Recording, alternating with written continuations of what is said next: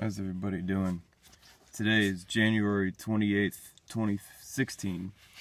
I just recently bought this book, Robert Oppenheimer, A Life Inside the Center, written by Ray Monk. There's the front of the book. It's a pretty big book. There are a few reasons why I purchased it. I've learned over the past 4 years that I need to have a more well-rounded approach to the endeavors which I'm going to approach. If I'm going to look at geology and only look at its rocks and minerals, I'm going to have a very small view of the world. If I'm going to look at astronomy and only see the spectrums of the stars that shine, I'm only going to be having a small view of the world, regardless of if astronomy is supposed to be the more encompassing of the sciences. If I study chemistry, I'll only look at chemical reactions and things inside of aqueous solutions and things you can experiment on at STP, which is standard temperatures and pressures. And of course, also have a very small view of the world, a very small world view. The idea that expertise brings more understanding is true in the sense that you can focus on something and have more understanding of that field. But it also, imagine a horse with the blinders. You know, you can only see what's right in front of you and you have to ignore everything else. You only see what's right in front of you. That's what happens when people go to graduate school. They put the blinders on. They only see what's directly in front of them. So they have this extreme understanding of one specific idea or set of concepts, but then that's it. They're missing the bigger picture. And that's what's happened to me. I managed to stumble upon the bigger picture of what a star really does. It cools and dies, and the process at which it cools and dies forms every naturally occurring chemical, life, and even things called planets. Because that's what stellar evolution is. It's planet formation. So to read a book like this is to take me way out of my comfort zone. As well, this book actually goes over Oppenheimer, his times as a young boy, the way his parents treated him. You know, his mother was really protective. If they needed a doctor, they would call a doctor in. If they needed to get somewhere, the family limo would come pick them up. Yes, they were very affluent. And that's something that I did not realize, but sometimes people come from affluent backgrounds. Sometimes they come from poor backgrounds, but that's one major difference between me and Oppenheimer. I didn't come from an affluent background. I came from a poor single mom environment where I literally had to babysit myself when I was a little kid because she couldn't afford babysitters. So I grew up on my own because I was also sheltered in that sense.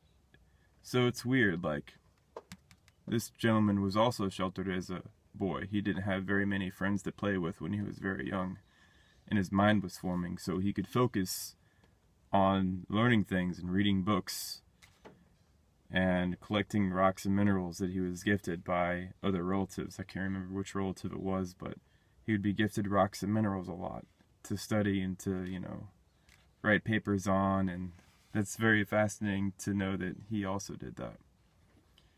As well, it sheltered him socially.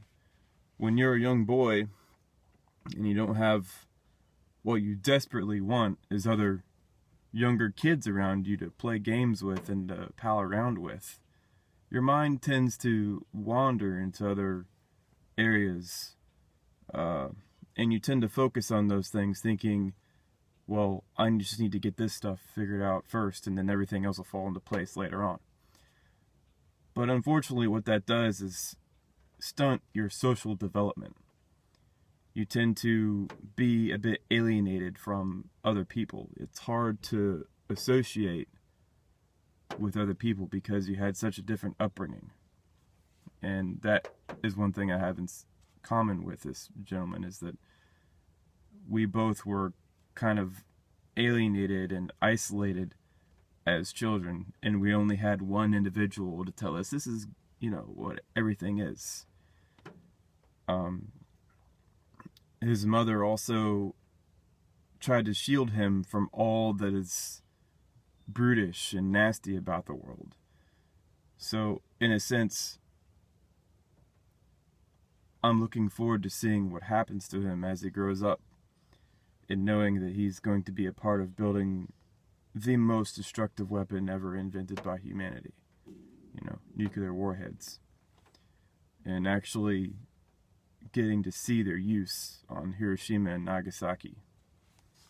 So it's very odd to see someone go through these changes. I'm only on page 41, but it's going to be a good learning experience. I'm going to try to take all the statements in here, all the different kinds of conflicts, and try to make them the most that I can make them.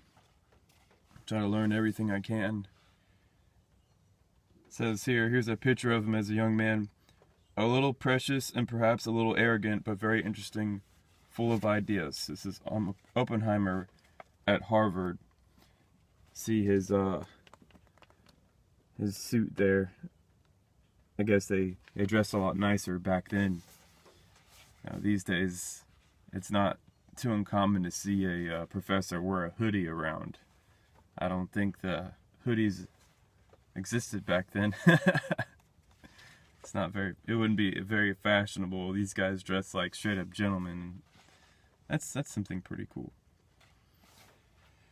Here's another cool picture. Oppenheimer in the arms of his father Julius, who he later described as one of the most tolerant and human of men.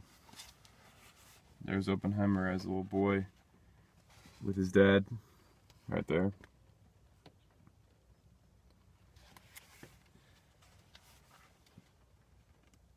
And I think a good idea for anybody who's going to be studying science is to read biographies or autobiographies.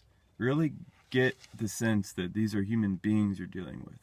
Don't think that they're these mechanistic robots who do everything perfectly with their perfect math equations and their perfect scientific formulas and methods. And they make huge mistakes. They're full of ego. They're full of vanity, ego. They're full of emotions, anger, they can be embarrassed. They can change their mind like that for no reason at all. We're dealing with human beings here. But I get the sense that a lot of the mainstream these days, they want you to feel as if they're infallible, that somehow that their authority is the utmost godly authority there is. No, we're dealing with human beings here. They can make great mistakes, and saving face in light of those mistakes is not something I don't think they're very good at, because obviously, like Oppenheimer, they were a bit arrogant.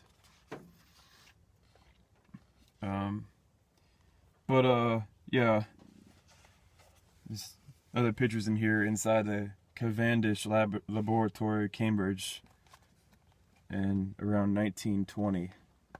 That looks like an interesting place to work. But yeah, I'm gonna go ahead and read this book, try to get all the lessons I can out of it. It's about 800 pages, so it's gonna take me a little while. Alright, everybody, take it easy.